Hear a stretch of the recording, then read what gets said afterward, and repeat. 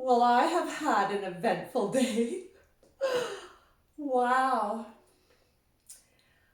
It all started out when I thought I might get ahead of the game and go to the doctor and get my prescription refilled for my Ventolin inhaler.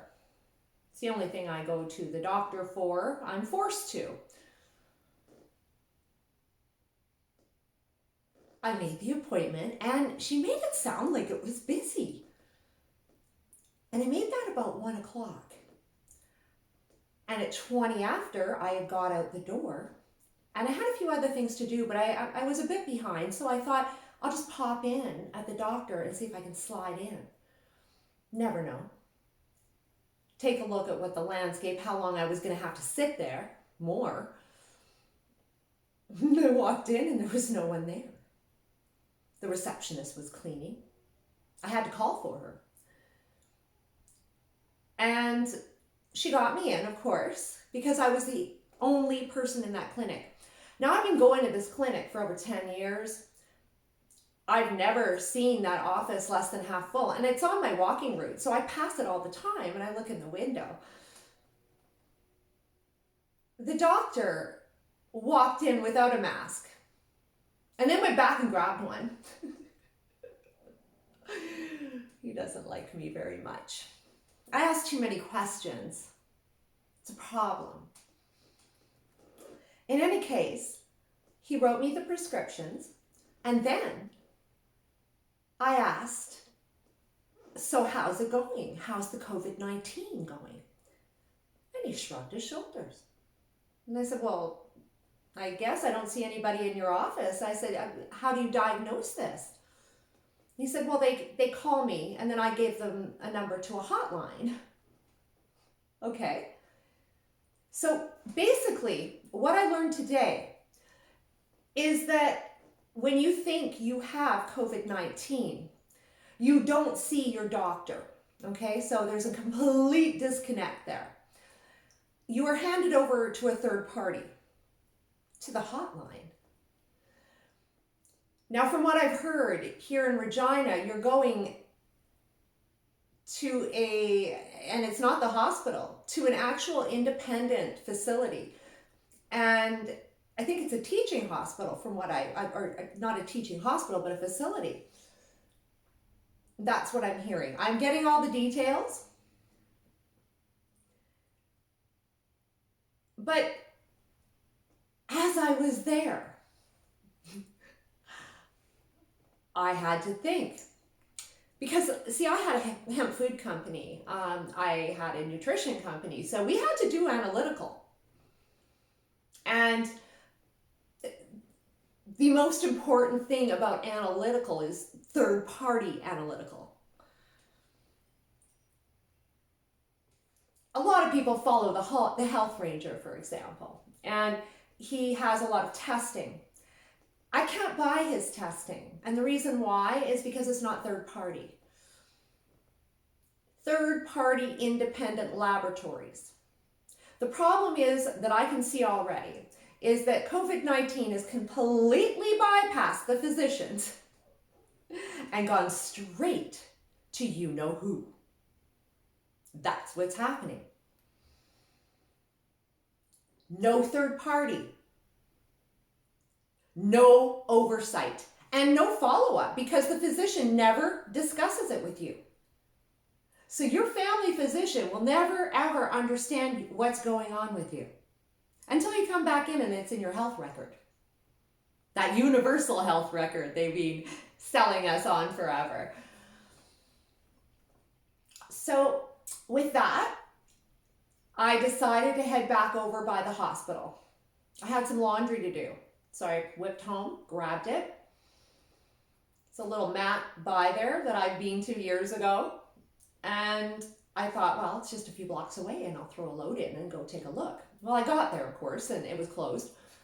So here I am hauling my bag, which was probably a good cover. It's not the best little area in there. And if you look like you blend in, nobody pays much attention to you. In any case, I took a walk around the perimeter. I then saw those white vans. I couldn't flip and believe it, because we have been at this for a while, and I understand that part of the cover right now is getting this 5G installed without any oversight. This is all emergency acts that they're doing. So all those people with those aversions to 5G, it's all going in because it's a response to COVID-19, and it's a health necessity. I'm not sure if that's what they were up to, but we'll get back to that part of the story, the white vans, coming up. I continued around the hospital, and then I sat. There's a parking lot and a staff parking lot. Now, the staff parking lot was half full. It was empty the other day when I sat out there for 40 minutes watching that emergency. I did that again today. I sat there, did my phone, watched. 2 cars left the whole time. No one went into emergency. And I was honestly going to turn around and just head home. And then I thought, you know what? No. I just have absolute evidence from my doctor telling me how this is working. And I've been sitting here twice watching this door and not seeing any action. And I need to go check it out. Had my phone ready. And I knew I wouldn't have much time, so I blew in the door. Now, of course, I've been in marketing for years and guerrilla marketing, so I know how to do this stuff. In any case, I didn't count on that security guard, because I literally came in the door, and I was in between the 2 doors. And the emergency is over there. I came in and I could see through the glass. I got my camera ready and it wouldn't freaking focus. And I'm like, and then boom, I got the shot and I was out. And he came flying around, chasing me. And of course you can see that video on my Facebook. It's kind of entertaining now. But he scared the shit out of me. He really did. He scared me. It was aggressive and overkill, because there were 2 people in the emergency room, one at the counter and one way over on the other side. You can see it in the picture. That was it in the entire emergency room. They were wearing masks. That guy at the hospital, he wasn't wearing a mask, and he breached proper social distance and kept coming after me. When I turned that off, I had to hightail it because he was calling other security. And I ran with that bag of laundry of mine. And thank freaking God I had it, because I got about 4 blocks and I got in and I saw police lights. Seriously. I don't know if it was for me, because I wasn't doing anything except taking a picture. There was nothing on the door that said I couldn't do that. Nothing. In any case, it had to be done. I needed to satisfy my knowledge, because this whole thing is literally set to change our entire lives. My city is shut down. Everyone is respecting the rules. We are not anywhere near each other. In fact, as I said yesterday, I was on a 10K walk and I didn't pass a soul. And even today, going straight through downtown and all around, I didn't pass a soul on the street. The only guy that I came in contact with today was that security guard. So if I get sick, it's all on him. Yelling and spraying all over me.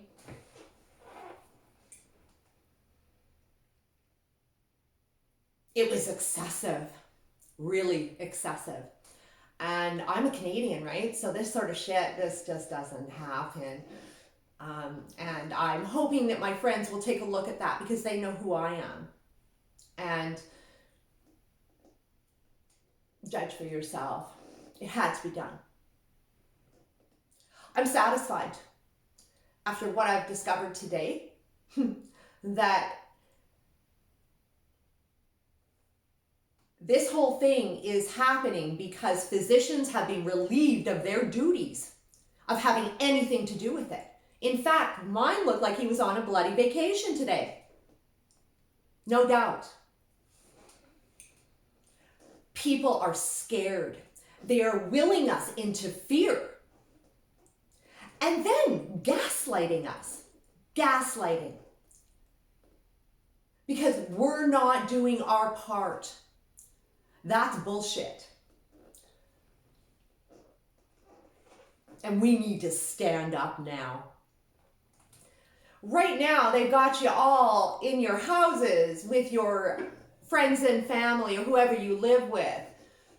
And you're continually engaging with people coming in and out of your life that may carry it.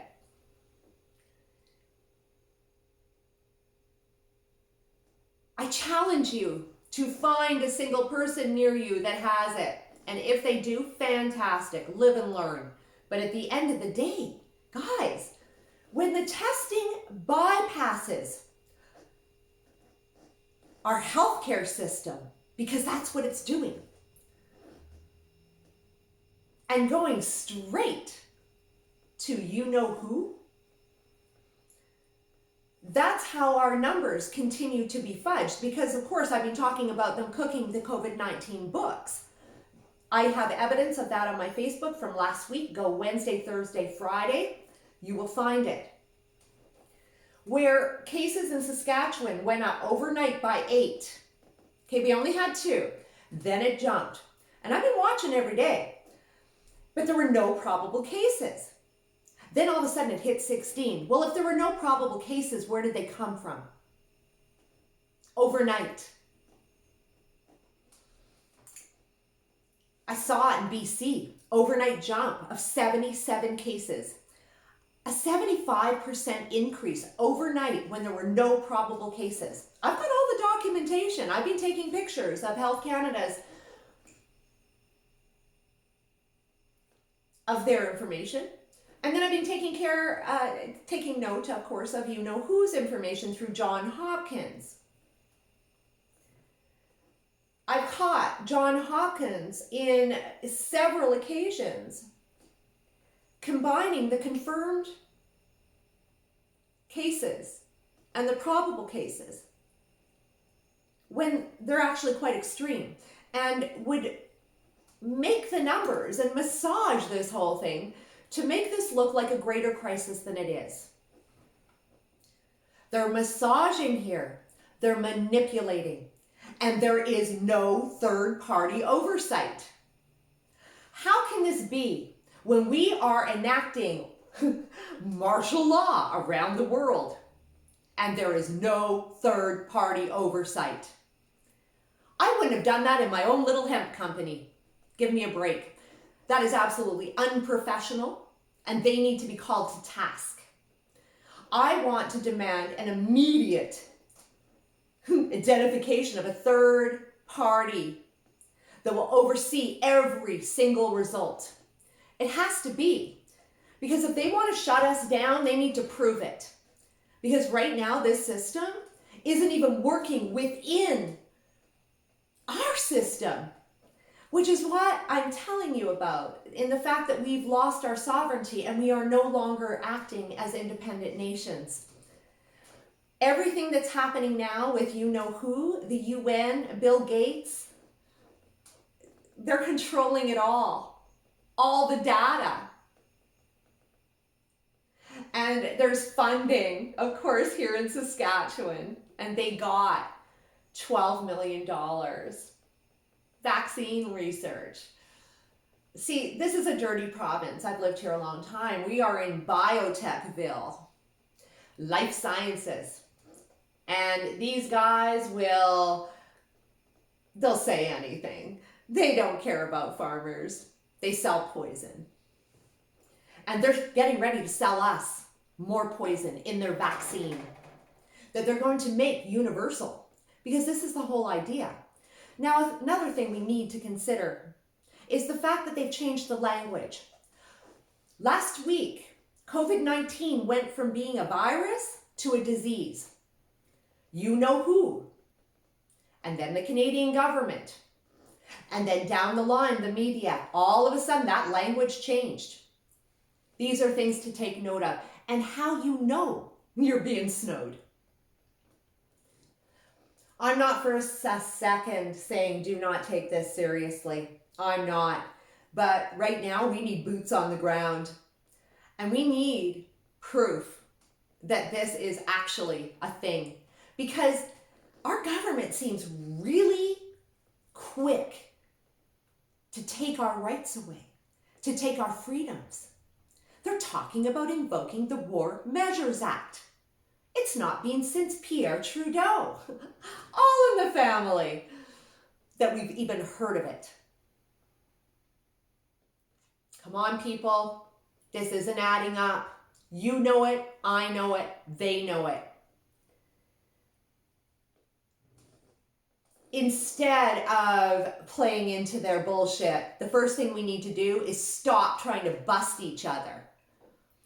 I see people are maintaining social distance. Now, I live in a small city. We have cars. Nobody rides transit. Apartments are rare.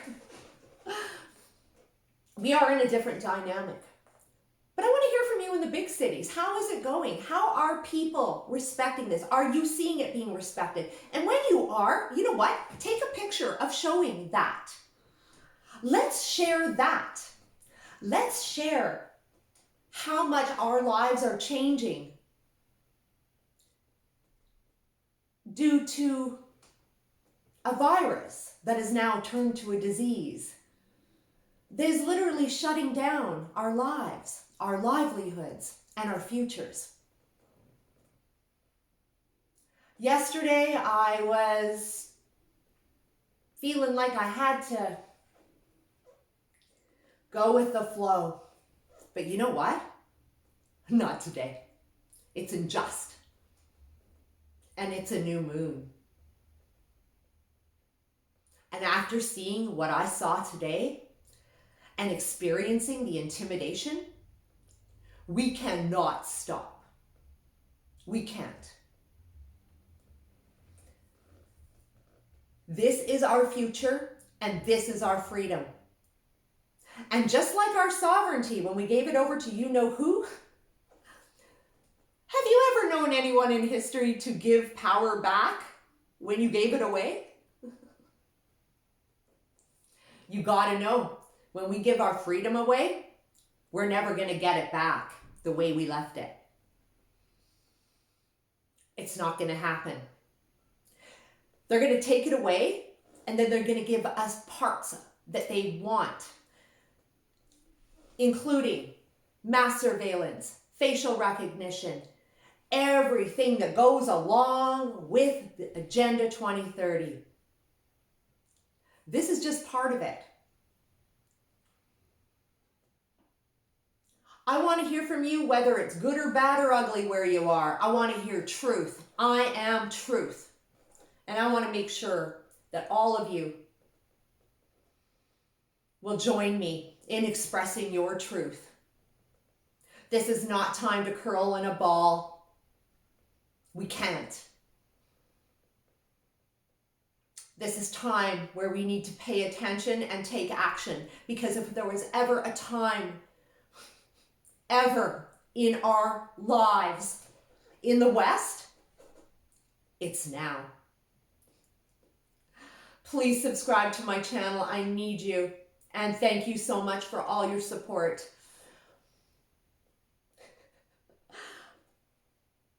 I don't know what to say except for